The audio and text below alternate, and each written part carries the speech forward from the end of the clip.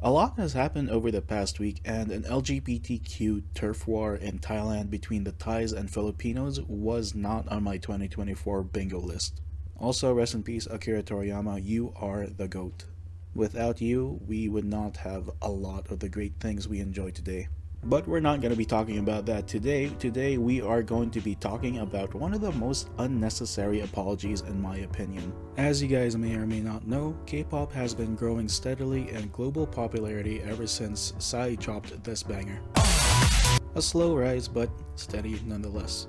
As such, along with the Korean wave, as they call it over there in Korea, K-pop fan culture has also been gaining some notoriety in international eyes. This goes for sasaengs, which I will talk about in the next video, as well as the strict demands fans have for idols, not to mention the obsession some fans have with their idols and their respective groups. This is Karina from the girl group aespa, and recently she's been the center of a certain drama.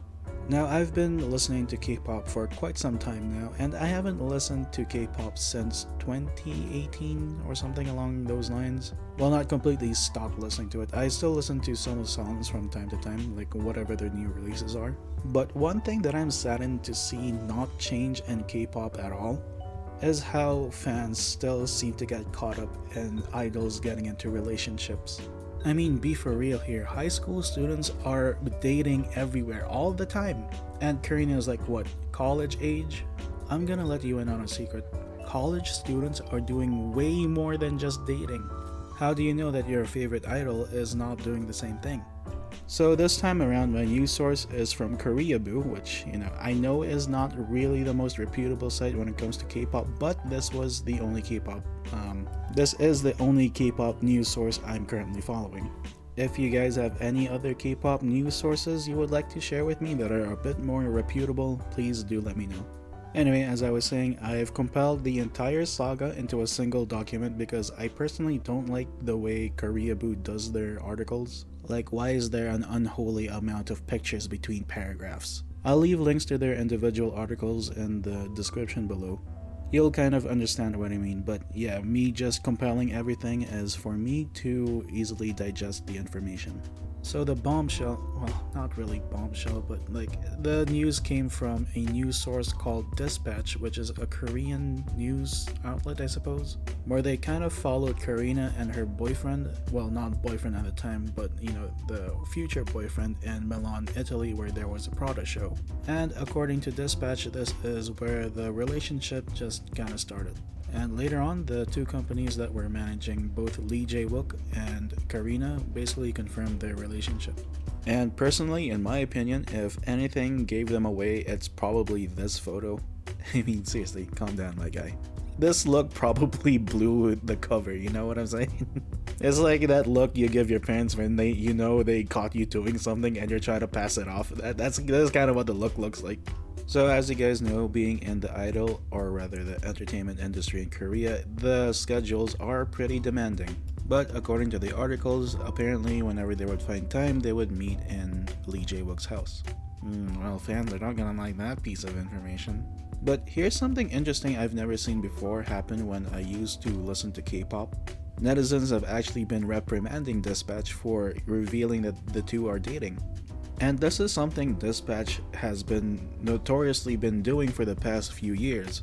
And as a matter of fact, in Korea, they're known as the news outlet that, how do I say this? They're basically the outlet that knows all the tea when it comes to celebrity relationships, and they actually have a certain time span where they're known for dropping the news. Which begs the question, what is the importance of those dates? Why do they drop the news on those certain dates? Is it because there's a huge operation coming from the higher ups that's supposed to be super secretive and they're using the relationships to hide something? Anyway, back to the story. And this is a little bit heinous, and remember, these are all allegations. The actor boyfriend Lee Jae-wook apparently left his girlfriend for Karina. They've allegedly been dating for over a year and just broke up in December of last year. And here's an interesting point of note, and remember, correlation does not equal causation. But apparently on a TV show, Karina said, "Every day we ask what would happen if celebrities dated in succession with one another." Now this statement has been gaining waves in Korea, and they say that this gives new light in terms of like what's going on with the relationship. Now, I'm not sure if you guys know this, but having listened to K-pop and based on my observations for the past few years, when it comes to celebrities, there's a bit of a tight leash when it comes to dating, even more so when it comes to idols. In fact, some companies even have a dating ban when it comes to training the new generation of idols in the industry. Well, not explicitly banned, but rather keep it a very, very close secret, and you need to be very careful who you reveal the relationship to. Some idols even go as far as disguising themselves when they go out in public to meet their significant other. But back to the saga, apparently SM Entertainment, the company that manages aespa and by extension Karina, they saw a drop in their stocks. Holy crap. Obviously, like I said before, correlation does not equal causation. There very well could have been other forces at play here. But if the stock prices went down because of Karina's dating scandal, quote unquote, imagine fans having that much when it comes to how a company succeeds or how well they do. Which makes it very reasonable for a company to ask their, whatever idols they have under them to be very careful when it comes to relationships. Very reasonable for the company, but I also think it's a bit of a gray area because, these people have their own personal lives that they want to live out. Like some of them may go to universities as well when they're of the age, but that doesn't mean that they're going to be there for every single class. And they're already missing out on a lot of things like school, like meeting up with their friends. They have to dedicate their entire lives to the K-pop idol, lifestyle. And obviously when you're doing something that involves practicing with your members every single day or dedicating your entire day to mastering your craft, you're gonna want to do something that, that's out of the norm when it comes to the entertainment industry lifestyle. Like, I'm not even joking when I say this, some managers live in the dorms the idols stay at. Like, imagine a 24-hour surveillance. You're going to want to escape that routine and do something fun for yourself. Which was perfect because Karina and Lee Jae-wook met in Milan at a Prada show outside of their country. And this is a little sad to say, but it feels like the only way idols can, be comfortable with their relationships is if they're outside their own country. And this batch had to ruin it. Anyway, going back to the saga, what happened with the reactions is some fans actually went ahead and sent protest trucks in front of SM Entertainment's company building. Basically reprimanding Karina. This is ridiculous. Reprimanding Karina for getting into a relationship, with some saying that is our love not enough for you. Honestly, a little creepy, but okay. Now, this is obviously not to say that all of Karina's fans were angry. Some of them were even congratulatory, which I think is a majority of the people. But it's just the small fraction of the fandom that gives K-pop fans a really bad name. Now, one truck did demand an apology, and in response, I'm not sure if it's entirely because of the protest trucks, but she did make a handwritten apology. Now, what is this? Anyway, here's the handwritten apology letter, and here's the translation by Koreaboo. Feel free to pause if you want to read. Basically, the gist of it is that she's sorry for hurting the feelings of the fans. Which, I don't know, for me, I feel like this apology is completely unnecessary. That's just me though. I personally find it very weird that she has to apologize for getting into a relationship. I don't know, do you guys feel the same way as I do? It also looks like Koreans are a little split when it comes to the whole thing. Some are saying, yeah, the fans are a huge part in terms of why Karina is so successful, and if she wants to stay in, the idol industry a lot longer, she needs to consider the fans' feelings. And if the fans end up leaving, well, that's it for her career. While on the other hand, some people are pointing out that this culture is only found in Korea and Japan.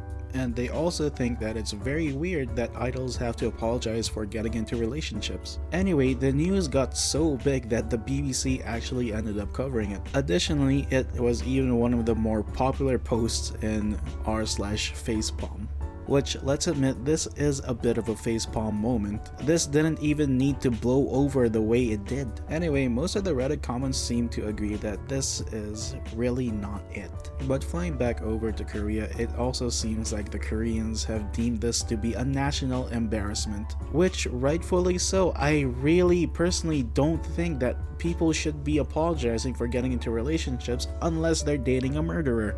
Anyway, I hope that this opens the eyes of the fanatic fans. These people need to understand that idols are their own people too. And they also need to understand that while the main marketing strategy for these idols are, parasocial relationships, that doesn't mean that you are in a real relationship with them. You can attend all the concerts, you can attend all the fan meets, you can attend all the fan call events, attend every single event that involves your idol, go to all of them if you want.